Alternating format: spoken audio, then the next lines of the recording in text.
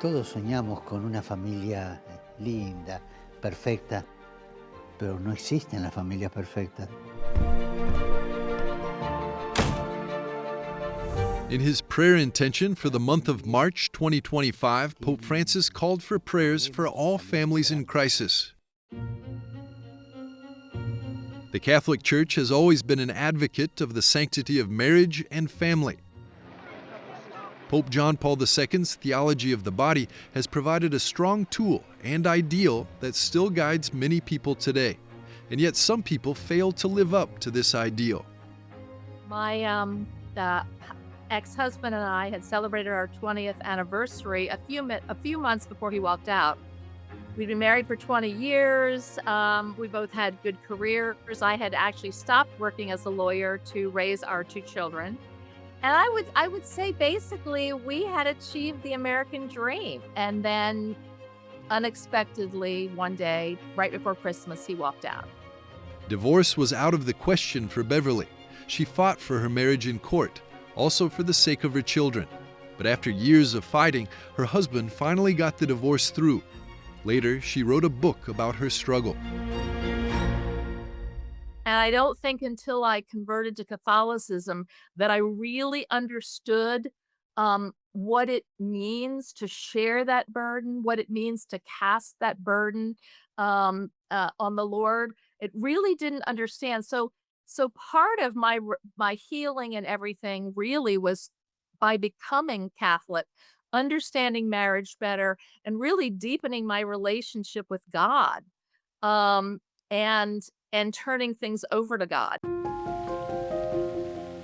According to Catholic teaching, a marriage cannot be dissolved. A divorce, as in secular law, does not exist in the Church. But if a marriage was not validly contracted, the ecclesiastical court in Rome can pronounce an annulment. Valid marriage is a marriage where Monsignor Marcus Graulich has been working at the Roman Rota for years. He's also the Undersecretary of the Dicastery for Legislative Texts and says the Church has clear criteria for determining whether a marriage is valid by canon law. if I want to marry someone, I have to accept him or her. I have to agree that this marriage is forever, not for a certain time. I have to exclude divorce. I have to accept that marriage has to be open to children. I have to accept that marriage is a union between one man and one woman. That's the fidelity that marriage brings with it.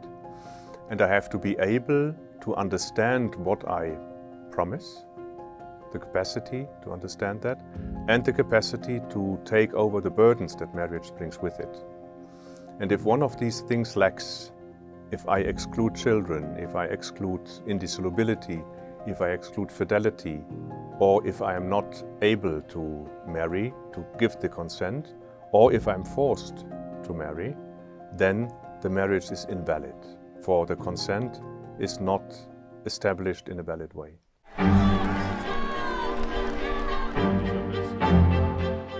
In 2015, Pope Francis expedited the annulment process. But for valid marriages, divorce and so-called remarriage are not allowed under church law. Sometimes, however, at least a separation may be advisable. That there are cases in which separation is inevitable. At times it becomes even morally necessary, precisely when it is a matter of removing the weaker spouse or young children from the gravest wounds caused by abuse and violence, by humiliation and exploitation, by disregard and indifference. dall'estraneità e dall'indifferenza. In his speeches, Pope Francis repeatedly warned parents not to take their children hostage in the event of divorce. Daniel Miola is the founder of Life-Giving Wounds, a Catholic ministry to adult children of divorce or separation.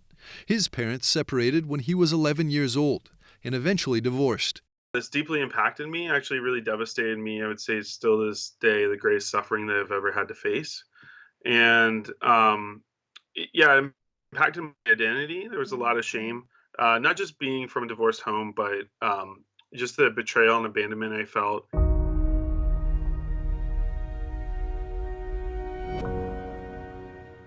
After pastorally accompanying over 2,000 people, Daniel and his team have identified 7 wounds that most children and adult children of divorce tend to deal with. The 7 things that they struggle with is 1, the ability to grieve, because it's been normalized. 2, their identity and their faith. They often have a lot of faith struggles and understanding who they are. Okay, I'm the fruit of these 2 parents, but now they are no longer together. What does that make for me?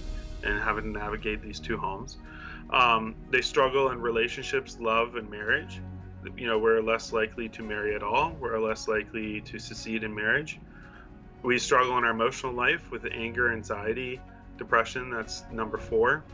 Number 5, we struggle with forgiveness. 6 is family boundaries with the dysfunction. And then 7 is what I would just say, like, we struggle to like know how to suffer well.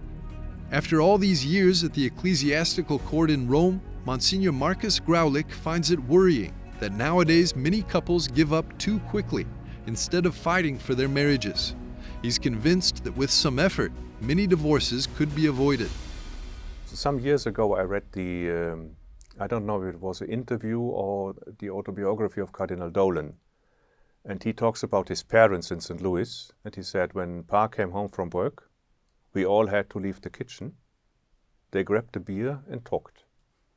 Now, that's a good form of preventing. You can also have a tea. You don't necessarily need to have a beer. But come home, talk. In the meantime, Pope Francis reminds the faithful that families in crisis are not alone. Oremos para que las familias divididas encuentren en el perdón la curación de sus heridas, redescubriendo, incluso en sus diferencias, las riquezas de cada uno.